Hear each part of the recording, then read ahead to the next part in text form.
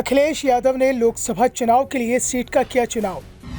आजमगढ़ से चुनाव नहीं लड़ेंगे अखिलेश, कर दिया साफ। आजमगढ़ उपचुनाव में मिली हार को नहीं भूल पाए हैं अखिलेश यादव लोकसभा चुनाव लड़ेंगे। 2019 में भी लोकसभा चुनाव लड़े थे, सीट चुनी थी आजमगढ़। आसानी से चुनाव जीत गए थे, लेकिन 2022 में जब करहल से विधानसभा का चुनाव जीते तो सांसद सदस्यता से इस्तीफा दे दिया। विधानसभा पहुंच गए। विधानसभा में विपक्ष के नेता हैं, लेकिन जब अखिलेश यादव का मन फिर दिल्ली जाने का हो रहा है, वो साफ कर चुके हैं कि 2024 का चुनाव वो लड़ेंगे और इस बार अपने गढ़ में ही लड़ेंगे। जहां से वो पहले चुनाव जीत चुके हैं, वहीं से फिर से चुनाव लड़ेंगे। अखिलेश ने साफ संकेत दिए हैं कि अगला चुनाव अब वो कन्नौज से लड़ने की तैयारी में हैं। अखिलेश यादव पहली बार कन्नौज से ही चुनाव जीते थे और संसद में पहुंचे थे, और अब एक बार फिर वो कन्नौज से चुनाव लड़ने की तैयारी में हैं। अखिलेश कन्नौज में इस समय सक्रिय दिखाई दे रहे हैं। हर महीने वो कन्नौज के चक्कर लगा रहे हैं। बीजेपी की उस रणनीति की काट ढूंढने में लगे हैं जिसके चलते सपा प्रत्याशी डिंपल यादव पिछला लोकसभा चुनाव हार गई थी।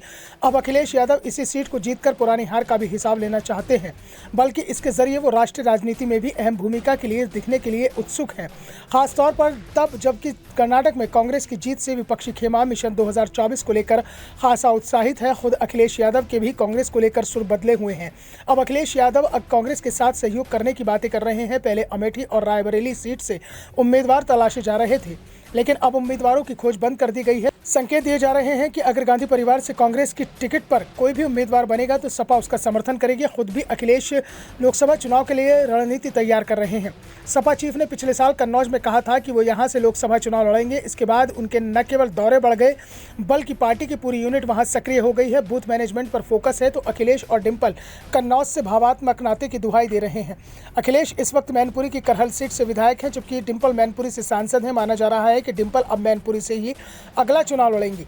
अखिलेश मैनपुरी से सटी कन्नौज से अपनी किस्मत आजमाएंगे। इस सीट पर यादव, मुस्लिम और दलित अच्छी तादाद में हैं, लेकिन पिछली बार भाजपा ने इस समीकरण में सेंध लगा दी थी और ये सीट अपने नाम कर ली थी। इत्र की नगरी कन्नौज समाजवादियों का गढ़ रही है। कन्नौज में समाजवादी चिंतक डॉक्टर राम मनोहर लोहिया भी सांसद रह चुके हैं। कभी ये सीट कांग्रेस का गढ़ हुआ करती थी, लेकिन बाद में यहाँ कांग्रेस कमजोर होती चली गई। 1984 के बाद से कांग्रेस यहाँ से कोई चुनाव नहीं जीत पाई। सपा संस्थापक मुलायम सिंह यादव ने इस सीट पर पहले प्रदीप यादव को तैयार कर जिताया और अगली बार मुलायम खुद यहां से सांसद बन गए। इस सीट को पूरी तरह से सुरक्षित मानते हुए उन्होंने युवा अखिलेश को पहला चुनाव 2000 में यहीं से लड़ाया। इसके बाद के तीनों संसदीय चुनाव अखिलेश ने लगातार जीतकर यहां का संसद में प्रतिनिधित्व किया। अखिलेश ने मुख्यमंत्री बनने पर यह सीट छोड़ी तो उन्होंने डिंपल को यहां से चुनाव लड़ाया और वो भी जीत गई। 2014 के चुनाव में डिंपल यादव ने दोबारा यहां जीत हासिल की, लेकिन अगला चुनाव भाजपा ने जीतकर सपा के अरमानों पर पानी फेर दिया।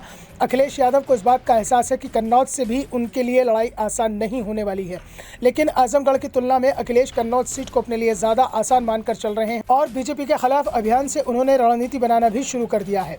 वैसे ये भी सवाल उठ रहे हैं कि अगर अखिलेश दिल्ली जाएंगे तो विधानसभा में विपक्ष के नेता की कुर्सी किसे सौंपेंगे, क्योंकि आजम खान पहले ही अपनी विधानसभा की सदस्यता को खो चुके हैं। ऐसे में चाचा शिवपाल यादव विपक्ष के नेता हो सकते हैं, जो पहले भी नेता प्रतिपक्ष की भूमिका में प्रभावी तौर पर उसको निभा चुके हैं। Bureau report, the such India.